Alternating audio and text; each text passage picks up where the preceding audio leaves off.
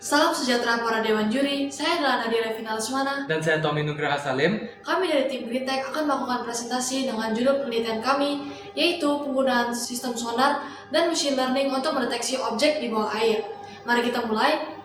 Jadi sebetulnya untuk mendeteksi objek di bawah air sudah ada berbagai metode, seperti dengan menggunakan penerapan cahaya, kamera, ataupun gelombang suara yang digunakan oleh sistem remotely operated vehicle. Namun masalahnya, sistem-sistem ini masih kurang efektif dalam pemindaian objek di bawah laut, karena mereka antara tidak bisa melakukan pemindaian dengan akurat, atau mungkin gelombang elektromagnetiknya masih kurang kuat di dalam air. Maka dari itu, peneliti menggunakan sistem gelombang suara yang digabungkan dengan sistem hardware dan software seperti Arduino, Node.js, dan PyTorch untuk machine learning. Jadi untuk tujuan penelitian, kami ingin mencari tahu cara mendapatkan gambaran benda dari data gelombang sonar. Kami juga ingin mencari tahu cara menguji coba sistem dan mencari tahu cara melatih sistem machine learning agar bisa mendeteksi objek. Dan terakhir, kami juga ingin menguji coba apakah sistem ini bisa membuat pelacakan objek jadi lebih akurat dan efisien. Dan untuk metodologi kita akan merakitkan alat kita dengan berbagai macam bahan, seperti stepper motor dan controllernya. Kita juga akan menggunakan lead screw dan guide rails untuk menyimbangkan sensor kita, yaitu sensor ultrasonic yang bisa bekerja dalam air. Kita juga akan menggunakan microcontroller Arduino Mega. Kita akan merakitkan alat dengan 3D printer, solder, dan juga obeng.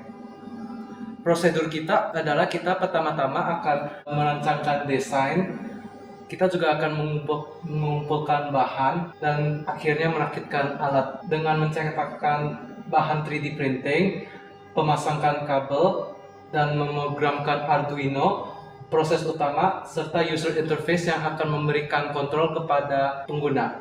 Setelah itu, kita akan menjalankan alat kita beberapa kali dan menggunakan data kita yang diperolehkan dari alat kita untuk dimasukkan sistem artificial intelligence untuk dilatih.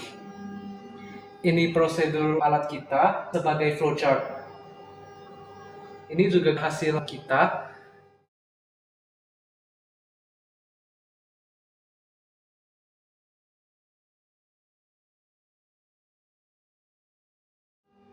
Jadi untuk pembahasan dari hasil, sensor ini melakukan pemindaian sebanyak 2.565 kali. Bagaimana caranya? Jadi seperti yang kalian bisa lihat, ini ada alatnya yang digerakkan oleh stepper motor dari kiri ke kanan sebanyak 97 kali. Setiap kali ia berhenti, stepper motor yang di bawah akan menggerakkan sensor dalam bentuk sudut sebanyak 27 kali. Nah dari situ, setiap pemindaian akan memberikan sebuah titik koordinat dengan sumbu XYZ yang kami akan olah menjadi array yang dikompil menjadi JSON file. Nah, JSON file ini kita kelompokkan menjadi dua kelas untuk pelatihan machine learning, yaitu kelas botol sebagai kelas positif dan kelas kotak makan sebagai kelas negatif. Keseluruhan dari proses ini mengambil waktu sebanyak 58,2 menit, yaitu hampir dengan 1 jam. Nah, dari hasilnya kita bisa dapatkan data-data sampel. Jadi untuk setiap kelas kami berikan 4 data sampel. Jadi misalnya untuk botol kami latih dengan 4 data sampel, dan untuk kotak makan kami latih dengan 4 data sampel lagi. Untuk percobaan pula kita juga menggunakan 4 untuk masing-masing. Nah, dari hasil tebakan AI ini kita memperoleh tabel ini. Jadi contohnya, ini kita kasih dia data kotak makan. Nah, dia malah tebak kotak makan itu sebagai botol. Nah, karena itu tidak benar, kita memberikan hasil prediksinya sebagai false positif. Nah, ini kita rangkum dan kita rincikan dalam tabel ini. Dan dari 8 data sampel yang kita berikan kepada artificial intelligence yang telah kami latih, kami mendapatkan jumlah data true positif, yaitu penebakan botol secara benar sebanyak 3 kali, true negatif, yaitu penebakan kotak makan sebanyak 3 kali, dan kesalahan 2 kali dari 8 kali.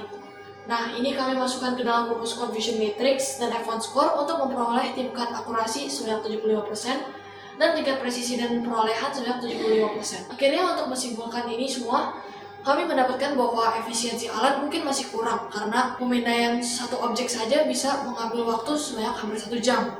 Namun kami pikir kalau misalnya tingkat akurasi dan presisi sudah cukup baik karena 75% yang kami dapatkan paling tidak sudah ada di atas 50%. Ada beberapa hal yang masih kita bisa tingkatkan, seperti mungkin kecepatan pemindaian untuk meningkatkan efisiensi, dan mungkin perbanyak sampel data untuk meningkatkan akurasi dan efisiensi. Itu saja dari kami. Terima kasih.